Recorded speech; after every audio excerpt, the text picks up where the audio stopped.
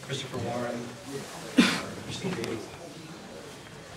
To the USS Philadelphia Sailors Association members present, our officers, Seaport Museum Curator, Craig,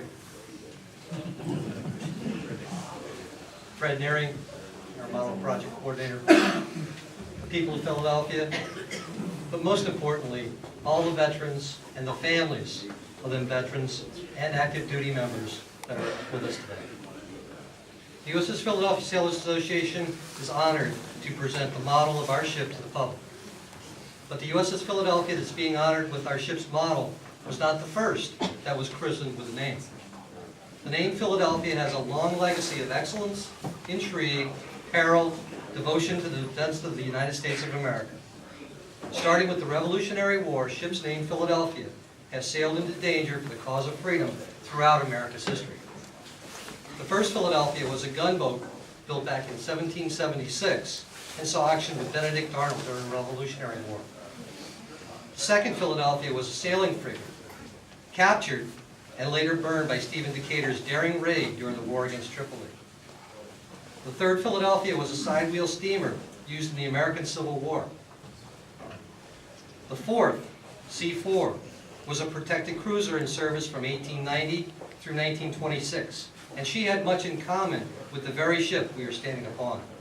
It is fitting that we honor our Philadelphia on board the USS Olympia C6, which is similar in design and service to a ship of the Philadelphia heritage. The fifth Philadelphia was a light cruiser commissioned in 1937 and saw action in World War II. Our Philadelphia, SSN 690, is the sixth U.S. Navy vessel and the first submarine to proudly bear the name. She was commissioned from June 25th, 1977 through June 25th, 2010. Many of us were there at the decommissioning. I'd like to give a few words about what submarine service is about. To be a submariner, and that's how you pronounce it, you have to be different. It takes a unique mindset to handle being isolated from people, the sun, fresh air for as long as we are. Never knowing what hundreds of feet of seawater can do to a submarine if it found its way into the boat, and what a fire can do in as little as 10 minutes. You have to be ready for anything. Qualification is the method that readies a new crew member. You may notice some of us have these emblems we call dolphins. Earning those dolphins is the process of qualifying and is akin to taking a degree program. You learn and are tested for months on many different disciplines. Because as a member of the crew of a submarine, you need to know how everything works. Once you qualify and earn your fish, as we call it, you are truly one of us. If you're on my boat and you're wearing dolphins, then I trust you, period. You have earned that right. You know everyone aboard personally, and that level of familiarity allows a trust in any casualty situation. It is because of these truths and more that submarine service is one of the most arduous duties in the armed forces. That makes us brothers, what we call brotherhood of the fin. Also a part of the museum's collection is a submarine Bakuna, SS 319. She completed 5 wartime patrols in the Pacific during World War II. The Bakuna is similar to many submarines built here in Philadelphia for the U.S. Navy, but very different from today's submarine fleet. But if you want to get a feeling of what submarine life is like, please familiarize yourself with this historical treasure and take a tour. Although submarine life is unique, other veterans know this type of brotherhood as well. What it means to serve and sacrifice. Needing to know that you can rely on your shipmate, your platoon leader, your commanding officer, or your flight crew. Spending long periods away from loved ones and putting something larger than yourself above all else. It takes a special kind of person to be willing to serve, and if necessary, make those and even greater sacrifices.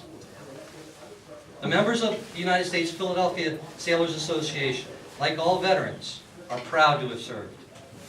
Today, we are equally proud to be able to present this model to the Independence Seaport Museum, the city of Philadelphia, and to all veterans. On behalf of the USS Philadelphia Sailors Association, I'd like to thank all of our shipmates that made this presentation possible. Fred came to our association meeting with an idea of commissioning a model, but it was through the work of many members of the association, the Seaport Museum representatives, our model maker, Mel DeWitt, who's represented by his son here today, Ken, and generous contributions from our shipmates and the Philadelphia Council of the Navy League of the United States. It's only through this teamwork, which is truly indicative of submarine service, that was able to be made happen.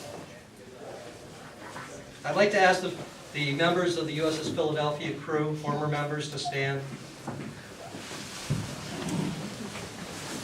And have everybody look around you and see that we're well represented, and we take our service on board the Philadelphia very seriously.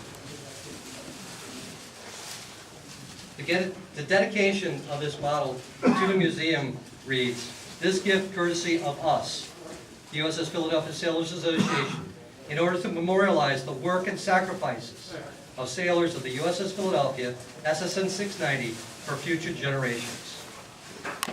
Please be seated.